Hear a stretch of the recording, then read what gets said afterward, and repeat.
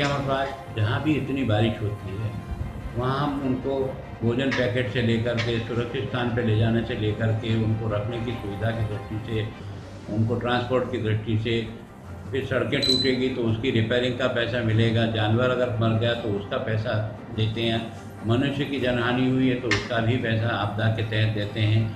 अन्य आपदा की जो भी आवश्यकताएं, अगर आर्मी को बुलाना है तो बुला सकते हैं, NDRF SRF को बुलाना है उनको बुलाकर कैंप किया है। ये सौभाग्य है कि इतनी अधिक बारिश होने के बाद भी जनहानि नहीं के बराबर। प्रशासन की तरफ से कोई व्यवस्था नहीं हो पाई है। पहले से मतलब इनको पता पड़ा है कि पहले से मौसम की विभाग की जानकारी को इनके पास सूचना आई थी, मतलब इन्होंने ढील बोल डाली थी। रात को तेज बारिश हो रही थी बहुत दिनों से। उसमें मकान में हम 4 लोग सो रहे थे, एक परिवार के, मेरी माँ, बहन, मेरा छोटा भाई, और अचानक गिर गया मकान, उसमें हम दब गए। 3 बजे से सारी गाड़ियाँ रुकी पड़ी हैं। जो बच्चे NDA का पेपर देने के जा रहे के लिए दिल्ली जा रहे थे या इनको आगरा, मथुरा या दूसरे अपने परीक्षा केंद्रों पर पहुंचना था, वो बच्चे समय से नहीं पहुंच पाए और बच्चों को स्थगित अपनी जो परीक्षा स्थगित करते हुए या तो उन बसों को बस स्टैंड के माध्यम से या अपने निजी वाहन से जाकर उनको बड़े गंतव्य स्थान पर पहुँचना पड़ा। 45 हॉर्स पावर की मोटर लगेंगी और इस सारे पानी को बहुत ही क्षणों के अंदर बाहर निकाल देंगी। तब तक के लिए दीवार को हटा करके पानी की व्यवस्था की गई है। पंप लगाए गए हैं, एक पंप पहले लगा हुआ था, एक पंप की व्यवस्था की गई है। मैं समझता हूँ कि नगर परिषद और जिला प्रशासन मिल करके क्षेत्र की जनता को किसी प्रकार की कोई तकलीफ नहीं होने देगा। सबसे आखिर में सीकर के सांसद थे, वहाँ बारिश में भरने वाले पानी को लेकर तत्काल राहत के इंतजाम पर बात कर रहे थे। जो दर्शक है, खालिद कुरैशी साहब बीकानेर से हैं और राजेंद्र जैन साहब अजमेर से हमारे साथ है। खालिद साहब नमस्कार। हाँ सर नमस्कार। लगता है प्रशासन हमेशा देरी से जागता है। सर ये तो प्रशासन की हमेशा की बात है, वो जागता ही नहीं। देरी से जाग जाए तो भी बहुत कुछ हो जाए, वो जागता ही नहीं। 1000 बार आप मतलब आवाज उठाते हैं, जनता भी देखिए लिखिए इलेक्शन के भाई हमारे मोहल्ले में या फिर किसी दूसरे मोहल्ले में कोई नाला या सिविल लाइन सफाई करे, नहीं जागते। शुक्रिया आपका। राजेंद्र जैन साहब आप क्या कहना चाहेंगे? आप सबको नमस्कार साहब जी। राजस्थान में जबरदस्त बरसात आ रही है पूरे भाग में और 4 साल के अंदर जोरदार बरसात हुई है, जिसके आपदा प्रबंधन विभाग को पहले से व्यवस्था करनी चाहिए थी। दूसरा नगर पालिका UIT इन सबको जो अपनी व्यवस्थाएं कोऑर्डिनेशन से साथ में करना चाहिए। बहुत बहुत धन्यवाद आपका भी। मेहता साहब, डिजास्टर मैनेजमेंट का जिक्र हम करते हैं, अलर्ट 7 दिन पहले हुआ, क्या ऐसा मुमकिन नहीं है कि डिजास्टर मैनेजमेंट की सारी तैयारियां जिस इलाके के लिए अलर्ट है वहां पर 7 दिन में मुमकिन की जाए? बिल्कुल संभव है और ये करना भी चाहिए। एक सेल बनाना चाहिए, डिजास्टर मैनेजमेंट सेल।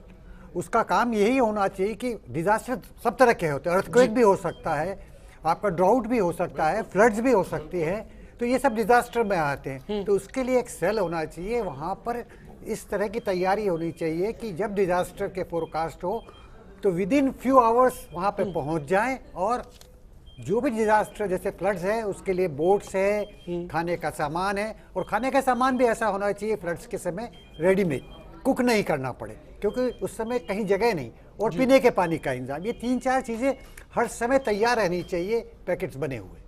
लेकिन वो नहीं हो पाया। श्रीवास्तव साहब, आपको जो ये तस्वीर हमने देखी, इसमें सबसे बड़ी चूक कहाँ पर नजर आई? जो होना चाहिए था नहीं हो रहा। करौली भरतपुर के संबंध में मेरा जिक्र है क्योंकि ये पानी महुआ तक पहुंच चुका है। देखिए, दौसा में सबसे बड़ी बात तो जैसे आपने बताया कि ये प्रिवेंटिव जो मेजर्स होते हैं, एक स्टैंडर्ड ऑपरेटिंग प्रोसीजर दिया हुआ है NDRF का रिलीफ के लिए, वो प्रोटोकॉल होता है एक किस्म का, वो सारी चीज़ें जैसे रेडीनेस की है पहले से अगर तैयारी रखे। पहले तो फोरकास्ट ही सही, अब आपने कहा क्लाइमेट चेंज से ये चीज हो गई तो सडन जो चीज 7 दिन पहले हुआ घटना, लेकिन उसको कम से कम तैयारी तो मैंने खुद ने न्यूज में पढ़ा है, 7 दिन पहले इस बारे में जिक्र किया गया था कि तो, अब भारी बारिश है। जी हाँ, तो भारी बारिश है तो उसके लिए सारा जो प्रोटोकॉल है उसके हिसाब से NDRF का है, हर चीज में लेट डाउन है कि आप ऐसे तैयारी रखिए और उसको भी फॉलो करें। अगर नहीं भी करें तो भी प्रबंधन की बात है कि कैसे आप एंटीसिपेट करेंगे इस चीज को। Administration is the art of possible, जो चीज संभव है उसको अपने लेवल पे करना चाहिए। कटारिया साहब कह रहे थे पैसा दिया है, अब ठीक हो जाएगा, एंटीसिपेट करना चाहिए कि क्या होने वाला है उसके हिसाब से।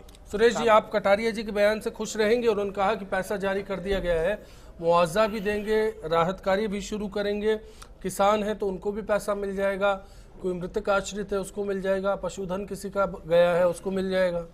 देखो, कटारिया जी जो कहते हैं वो तो कभी करते ही नहीं है, और कटारिया जी ही करते तो माननीय मुख्यमंत्री जी विदेश गए भी थे। कटारिया जी इसी प्रदेश में थे। इसी प्रदेश में पहले अनाउंस हो गया था कि 7 दिन में भारी बरसात पूरी राजस्थान में और कुछ इलाका दक्षिण राजस्थान में आने वाली है। मैनेजमेंट का टेक्निकल आदमी सबने बताया, आपने सुना। राजस्थान गवर्नमेंट ने कितनी बोट हायर की, कितना ऐसा सामान जो बारिश के अंदर लोगों को दिया जाएगा वो अरेंज किया, कितने गोताखोरों को अरेंज किया। आपने मैनेजमेंट कुछ किया ही नहीं। और कटारिया जी का भी अभी मैं सुन रहा था, कटारिया जी कह रहे जो मरेगा उसका भी पैसा देंगे। तो क्या पैसा देने के लिए लोगों को मरने का इंतजार कर रहे हैं आप? क्या आपके टीवी चैनलों पे सब दिख रहा है, कोई ट्रक के ऊपर खाट लेके बैठा है, कोई पेड़ के ऊपर बैठा है, कोई छत के ऊपर बैठा है, किसी को जहां जो जगह मिली बेचारा बैठा है, वो दुखी है। और जिस टाइम पे एक कहावत है कि राम रूठा हुआ है बरसात के रूप में, लेकिन राज को तो सहयोग करना चाहिए। इसी पांचना बांध के लिए आपके चैनल पे एक बार बहस हुई थी गेट खोलने की। आज ये गेट खुले तो मंत्री जी कहां हैं, वो नेताजी कहां हैं जो ये बांध से पानी जा रहा है तो वहां लोगों के रिलीफ के लिए खड़े मिलते। बातें करना, काम करना, वो चाहे कोई भी गवर्नमेंट पूरी तस्वीर में लक्ष्मीकांत जी मैं आपका रुख करना चाहता हूं कि सेना के भरोसे सरकार रही है, प्रशासन को जगाना चाहिए था, लेकिन ऐसा नहीं किया गया। देखिए, सेना तो वहां पर गई है, एनडीआरएफ सिर्फ सेना के भरोसे काम छोड़ दिया गया। मॉनिटरिंग मंत्री कर सकते थे। सेना के भरोसे नहीं छोड़ा अश्विनी जी, मैंने आपको पहले भी बताया, वहां एनडीआरएफ की टीम गई है, लोकल स्टेट की टीम गई है, वहां प्रशासन अपनी व्यवस्था पूरी करके वहां पर बैठा हुआ है। और देखिए, सुरेश चौधरी जी कह रहे हैं नहीं भारद्वाज जी, राम प्रताप जी कहां गए? सुनिए आप नहीं डिपार्टमेंट के फिर बताओ, प्रभारी मंत्री गए ना वहां पे, आप ये बताओ प्रभारी मंत्री गए ना, नहीं आप ये बताओ, बोर्ड की गए ना, बात मत घुमाओ, आप ये बताओ, बात मत घुमाओ, बोर्ड कितनी हायर की, पैकेट कितने बनाए, गए कि नहीं गए, प्रधानमंत्री गए कि नहीं गए, या जो आप बोल रहे हैं, या जो अरे राजस्थान में प्रधानमंत्री जी कहां? प्रधानमंत्री नहीं, प्रभारी मंत्री, सुनिए, प्रभारी मंत्री बोल रहे हैं, प्रभारी मंत्री करौली में आज राजनीति नहीं कर रहा, मैं राजनीति नहीं कर रहा, मैं कोई राजनीति नहीं कर रहा, ये पूछ रहा हूँ कि वोट पड़ेगी। अगर राजनीति सरकार है, आप सरकार, चलिए सुरेश जी, भरतपुर में इसी बाढ़ के कारण कितनी मौतें हुई है, इसका जवाब दीजिए आप। किसका? आपके राज्य में भरतपुर में इसी बाढ़ के कारण कितनी मौतें हुई? आप आज की बात कर रहे हैं तो सरकार की बेहतर काम किया है। सुरेश जी, लक्ष्मीकांत जी, सुरेश जी, लक्ष्मीकांत जी, दोनों को रोकना चाहूंगा, बहस को गलत दिशा में ले जा रहे हैं। मानचंद खंडेला साहब, मैं आपसे रिलीफ में क्या भेजा?